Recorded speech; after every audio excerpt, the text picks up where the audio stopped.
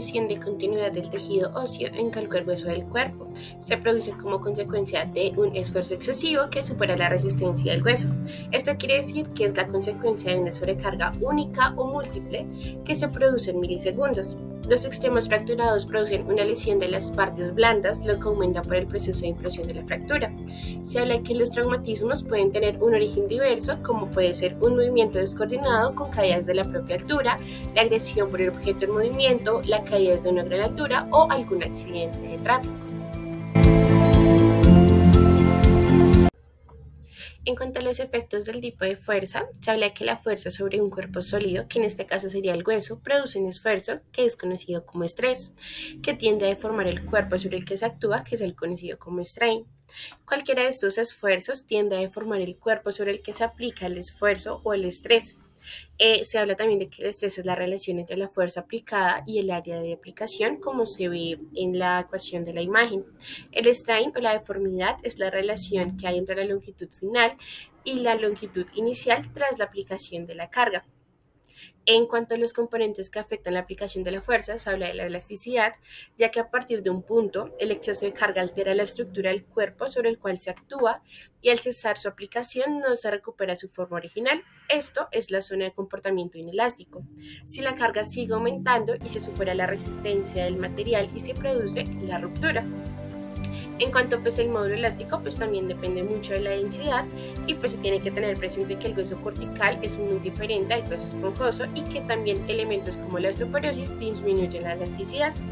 En cuanto a los mecanismos de la fractura, hablamos de que existen 5 mecanismos. El primero es la tensión pura, es decir, dos trozos o la tracción, que son dos trozos que se rompen transversalmente. Este mecanismo es muy poco frecuente y se dan arrancamientos óseos por la musculatura. El segundo es la compresión pura.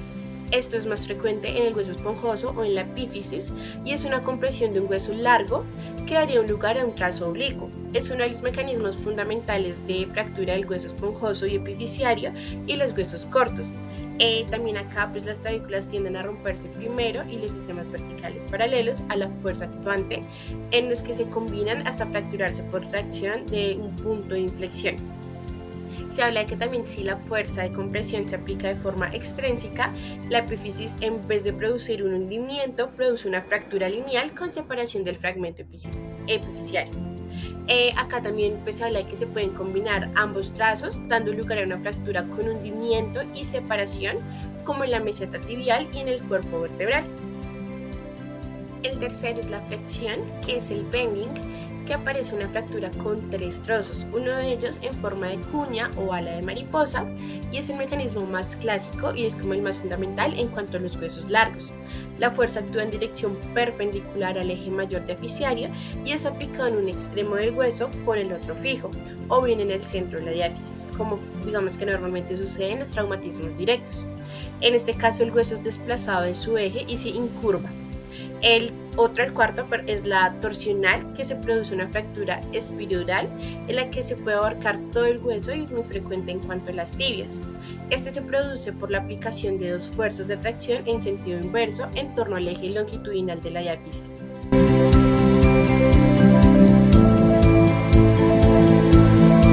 En cuanto a los tipos de fractura, estas se clasifican según la energía. En esta parte pues habla de que existen traumatismos de alta energía que sean en accidentes de tráfico y caídas, y el traumatismo puede producir fracturas con minuta y se acompañan con lesión de las partes blandas. También existen traumatismos de baja energía, que es una fractura de hueso esponjoso con baja densidad por caída del propio cuerpo de una persona. Pues acá se habla que es muy típico en los ancianos y mayormente sean lesiones de cadera, lesiones de muñeca, de hombro y de rodilla. Existen fracturas que se clasifican según la AO, que pues existen fracturas de región epifisiaria, que es articular, fracturas de la región metafisiaria, fracturas diafisiarias, y dentro de estas fracturas están las fracturas simples, que pueden ser espiral o transversales y oblicuas, en la que los dos fragmentos contactan a lo largo de toda la línea de la fractura, y en ellas las corticales tienen contacto, por lo que son fracturas más estables y su reducción es mucho más sencilla, lo que favorece la curación. Existen fracturas de trazo complejo, en la que los dos fragmentos grandes se mantienen en contacto entre sí por un punto, por lo que generan que sean más inestables. Y por último están las fracturas de varios fragmentos, en la que los dos fragmentos no contactan entre sí, están separados y son por traumatismos de muy alta energía y son más complejas y son completamente inestables. Existen también fracturas vertebrales, fracturas de la pelvis y acetábulo, fracturas de trazo epificio. Existen estas fracturas, también se clasifican o se pueden producir por una fractura a través del hueso esponjoso, y estas fracturas no se afecta a la parte articular. También si la fractura se produce en vertical, se rompe el hueso esponjoso y también el cartílago articular, o la fractura de un trazo parcial de la articulación. Existen fracturas de epificio metafisiaria, en el que se ha roto un hueso esponjoso, y cartílago hialiano, en la que no se rompe solo un trozo, sino todo, y puede ser muy complejo. En cuanto a la otra clasificación, se habla que existen los desplazamientos, y dentro de estos desplazamientos existen fracturas incompletas o fisuras que no generan desplazamientos, existen fracturas complejas sin desplazamientos y en las que el periocito no se rompe, y existen fracturas desplazadas si el periocito se rompe, y en estos casos se da una interrupción completa. Y si pues hablamos de estas fracturas, existen diferentes fases. Dentro de estas fases está el desplazamiento lateral o traslación, en la que los fragmentos quedan citados en diferentes planos sagitales y sucede por el propio traumatismo, que sea por consecuencia de un impacto directo o por una ruptura ósea en sí. Acá se habla de que el miembro fraccionado queda trasladado, contribuyendo al aumento de la zona lesionada.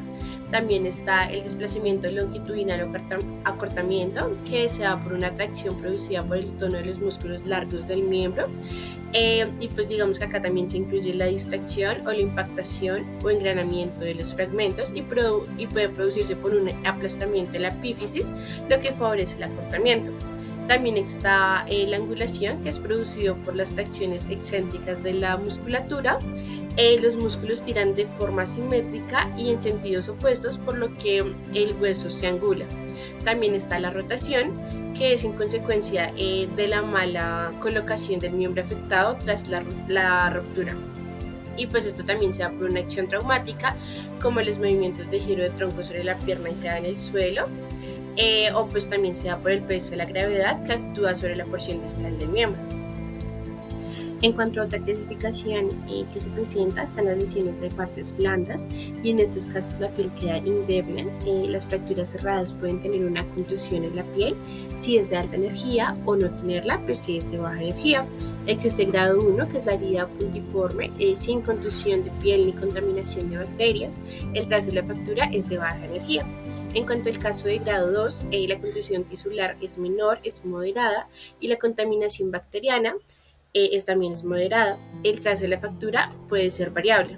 En cuanto al caso del grado 3, la lesión es severa y de partes blandas, gran contaminación, y es una lesión vasculonerviosa, y el trazo de la fractura es de alta energía. Cuando se habla de de lesión grado 4, se habla de amputación completa o de parcial. También existen fracturas abiertas, en la que pues el hueso está muy poco o muy dependiente de la energía del traumatismo y de la situación de las partes blandas. Hay pieles frágiles que con un pequeño traumatismo se deja ver el hueso. También existen y se clasifican por grados. Está el grado 1, como se puede ver en la foto, en la que está la herida puntiforme hasta 2 centímetros, es limpia y las partes blandas suelen estar un poco afectadas, y es producido por el tipo de hueso que rompe la piel y se comporta como si fuese fracturas cerradas. Existe el grado 2, que es más de 2 centímetros y hay una laceración de las partes blandas, pero todavía se conserva razonablemente. En cuanto al grado 3, hay una lesión extensa de las partes blandas, y esto es de alta energía, que son 10 centímetros o más de 10 centímetros. Esta es la más grave. Dentro de esta también existe, con independencia de la lesión, que se puede dar por cobertura a la fractura, que es la herida que es muy grande, pero se puede tapar el hueso porque las partes blandas no están tan lesionadas como para no poder tapar la herida. También se puede usar la fractura para poder taparla. También existe la pérdida de partes blandas o la exposición ósea, en la que la lesión puede ser igual de grande que la anterior, pero la lesión de las partes blandas es mayor y por lo tanto no es posible cubrir con los propios tejidos del hueso, y no es posible cubrirlo con las partes blandas adyacentes a la lesión. También está aquella que junto a la exposición del hueso hay una lesión vascular que se interrumpe en la vascularización y la zona queda sin riesgo y sin ninguna importancia en cuanto a la pérdida del riesgo y se puede amputar o no se puede amputar y es más frecuente en las manos. Bueno, continuando con la exposición, tenemos los factores que influyen en las fracturas. Tenemos lo que es el sexo y la edad determinan una diferencia en la prevención de las fracturas. Tenemos la fractura de la escápula, rayo distal y la diáfisis tibial. Son fracturas poco importantes en las mujeres y jóvenes, pero incrementan con la menopausia debido a la osteoporosis. En los hombres es al contrario, estas fracturas son muy frecuentes en varones jóvenes. Tenemos las fracturas del fémur y húmero proximal, que en cambio a partir de los 60 aumenta de manera exponencial y además con mayor incidencia en mujeres debido a la osteoporosis. Ya hablando de los factores generales, pues tenemos primeramente pues lo que es la edad. La edad de la persona juega un papel importante debido a que la mayor edad será el tiempo que requiera la fractura de esta persona, si tiene más edad, para llegar a una consolidación exitosa. Debido a que las personas mayores o personas de la tercera edad están cursando por un proceso degenerativo en el cual los procesos de recuperación y regeneración demoran un poco más de tiempo.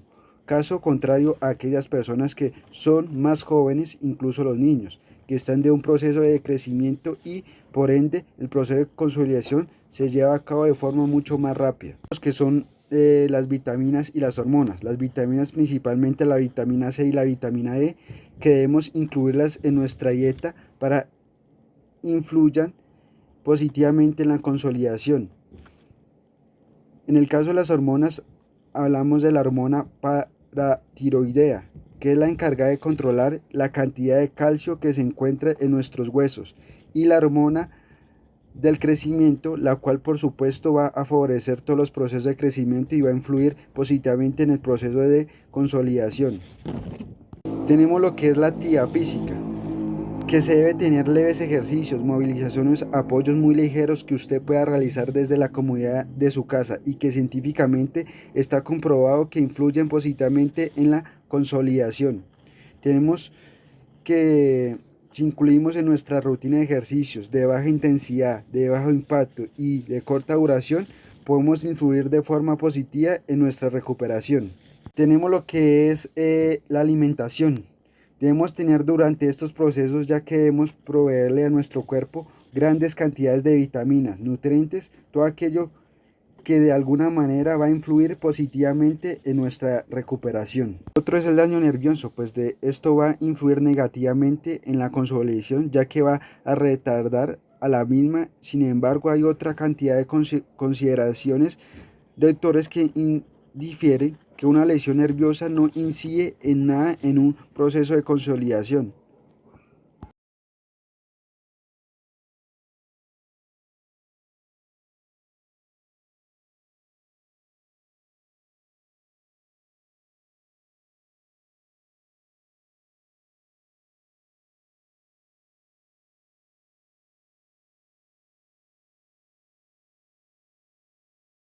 Bueno, continuando con la exposición, tenemos los factores que influyen en las fracturas. Tenemos lo que es el sexo y la edad determinan una diferencia en la prevención de las fracturas. Tenemos la fractura de la escápula, rayo distal y la diáfisis tibial. Son fracturas poco importantes en las mujeres y jóvenes, pero incrementan con la menopausia debido a la osteoporosis. En los hombres es al contrario, estas fracturas son muy frecuentes en varones jóvenes. Tenemos las fracturas del fémur y húmero proximal, que en cambio a partir de los 60 aumenta de manera exponencial y además con mayor incidencia en mujeres debido a la osteoporosis. Ya hablando de los factores generales, pues tenemos primeramente pues lo que es la edad. La edad de la persona juega un papel importante debido a que la mayor edad será el tiempo que requiera la fractura de esta persona, si tiene más edad, para llegar a una consolidación exitosa. Debido a que las personas mayores o personas de la tercera edad están cursando por un proceso degenerativo en el cual los procesos de recuperación y regeneración demoran un poco más de tiempo. Caso contrario a aquellas personas que son más jóvenes, incluso los niños, que están de un proceso de crecimiento y por ende el proceso de consolidación se lleva a cabo de forma mucho más rápida. Los que son las vitaminas y las hormonas. Las vitaminas, principalmente la vitamina C y la vitamina D, que debemos incluirlas en nuestra dieta para influyan positivamente en la consolidación. En el caso de las hormonas, hablamos de la hormona paratiroidea, que es la encargada de controlar la cantidad de calcio que se encuentra en nuestros huesos, y la hormona del crecimiento, la cual por supuesto va a favorecer todos los procesos de crecimiento y va a influir positivamente en el proceso de consolidación. Tenemos lo que es la actividad física, que se debe tener leves ejercicios, movilizaciones, apoyos muy ligeros que usted pueda realizar desde la comodidad de su casa y que científicamente está comprobado que influyen positivamente en la consolidación. Tenemos que si incluimos en nuestra rutina de ejercicios de baja intensidad, de bajo impacto y de corta duración, podemos influir de forma positiva en nuestra recuperación. Tenemos lo que es la alimentación.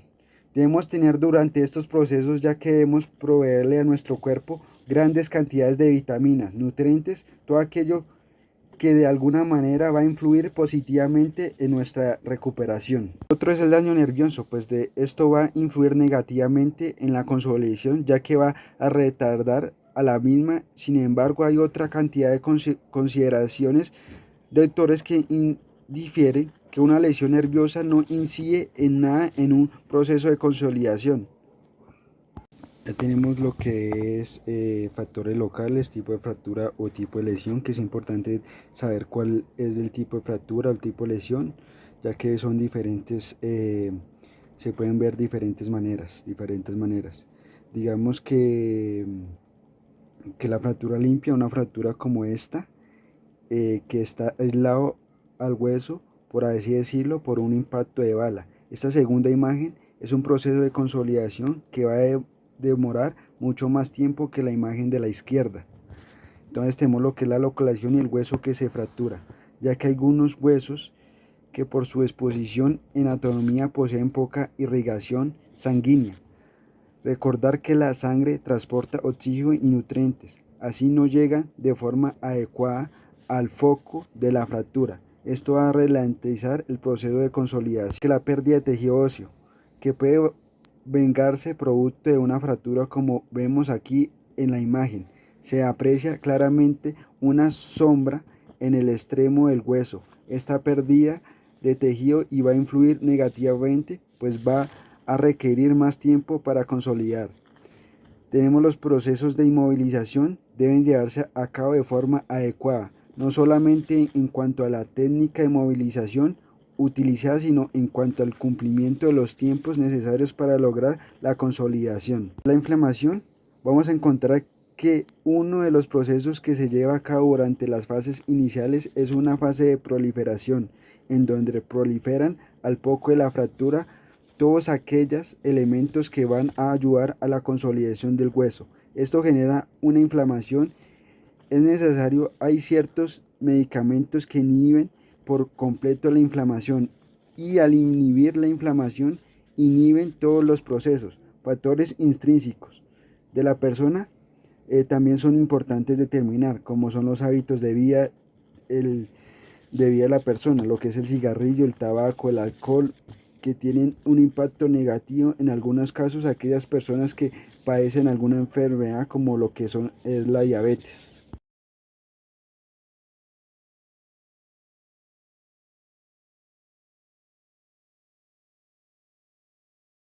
Bueno, hablaremos de las fracturas en los niños. En los niños, las lesiones óseas deben manejarse con especial cuidado debido a su impacto en el crecimiento y la capacidad de remodelación. El periócito activo y el cartílago de crecimiento son características claves para que distinguen las fracturas en los niños de los adultos. Las fracturas en los niños pueden experimentar una regulación natural que ayuda en su curación y pueden tener implicaciones en el manejo y tratamiento de estas lesiones específicas en pacientes pediátricos. Lo que son las fracturas en los niños tienen una notable capacidad de autorregulación. Cuando una zona del hueso está bajo presión, se acumula hueso, lo que ensancha la diáfisis. Sin embargo, en las zonas sometidas a tracción, el hueso se reabsorbe, lo que ayuda a enderezar el hueso. Esta regulación también puede corregir la angulación y la traslación, pero no la rotación. En fracturas femorales en niños de 2 a 4 años, el crecimiento óseo puede aumentar hasta 2 centímetros. Por lo tanto, no es necesario corregir la fractura de manera anatómica, ya que el estímulo del crecimiento podría hacer que el hueso fracturado crezca más que el sano. En su lugar, es preferible permitir un cierto comportamiento en el miembro lesionado para compensar el crecimiento en longitud de la fractura. Bueno, hablaremos de lo que es la clasificación de las lesiones epifisarias de Salter-Harris. Primero tenemos el grado 1, que la fractura atraviesa solo la epífisis, desplazándola completamente, no suele afectar el crecimiento y es poco frecuente. Tenemos lo que es el grado 2, similar al grado 1, pero en algún momento la fractura se extiende hacia la metáfisis, llevándose un triángulo de este área. Afecta principalmente al cartílago de crecimiento y es la más común. Tenemos el grado 4, la lesión comienza en el cartílago hialino y se lleva a un fragmento epifiso metafisario. Repercute en el crecimiento y puede causar un bloqueo completo o parcial, además de dañar el cartílago articular. Afecta todas las capas de la fisis. El grado 5. Se considera que este grado se produce por una contusión que aplasta el cartílago de crecimiento, lo que impide el crecimiento normal. Algunos autores no reconocen este grupo, pero es importante conocerlo. Tenemos el grado 6. Implica un arrancamiento ligamentoso que afecta la epífisis, fisis y metafisis. Tenemos el grado 7, que corresponde a una imputación parcial en una fractura abierta.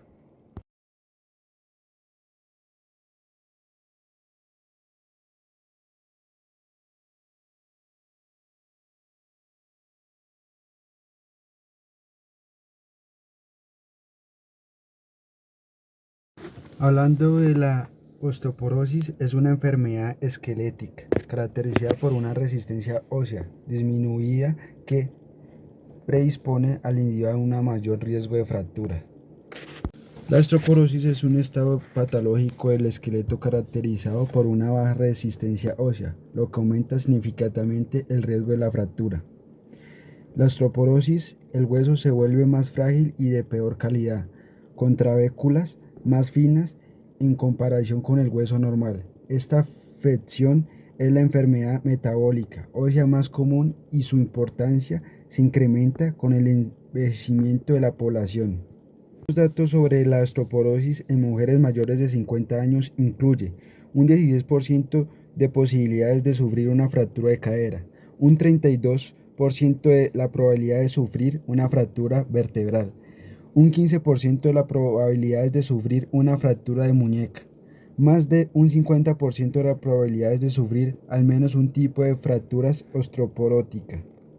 La definición de la Organización Mundial de la Salud (OMS) considera que un esqueleto se vuelve osteoporótico cuando la masa ósea disminuye más allá de un menos 2,5 desviaciones estándar al máximo de masa ósea de un adulto joven, lo que aumenta el riesgo de fractura.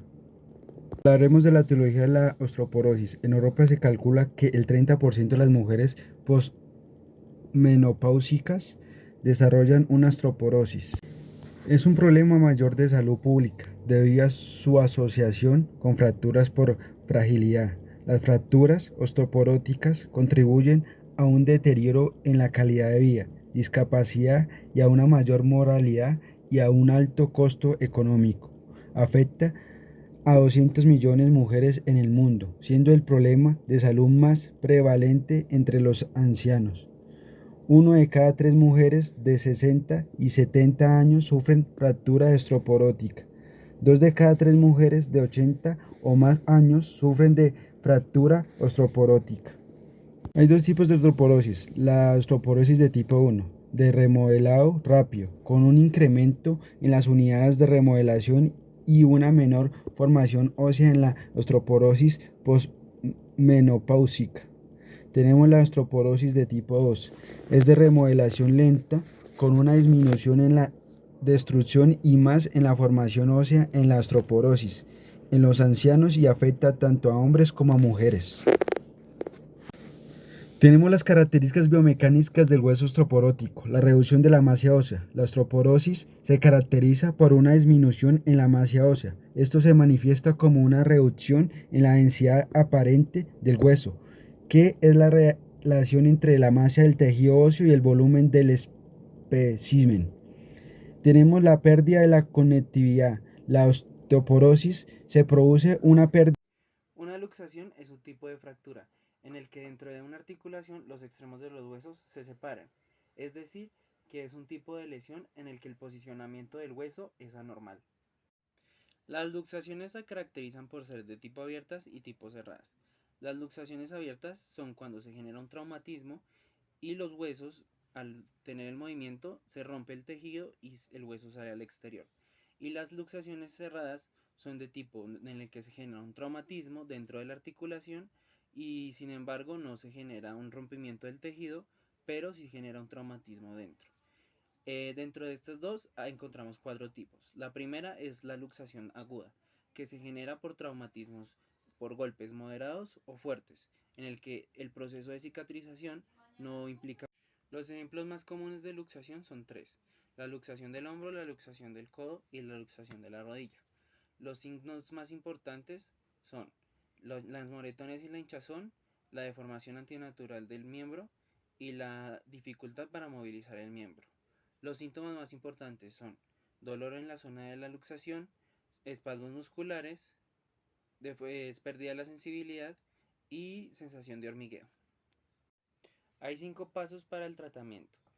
El primero es la atención médica inmediata. Digamos que esto se genera para evaluar el grado de la lesión y se hace mediante radiografías y medicamentos. La segunda es intervención quirúrgica de ser necesaria. El tercero es la férula y el vendaje enyesado. Esto se utiliza para inmovilizar la zona y evitar que los movimientos involuntarios generen un agravamiento de la lesión. La cuarta es las terapias. Digamos que esto se requiere ya en el proceso de rehabilitación y recuperación de la lesión. Y la última es el cuidado personal, que implica darse el reposo necesario para volver a recuperar la sensibilidad y movilidad de la articulación.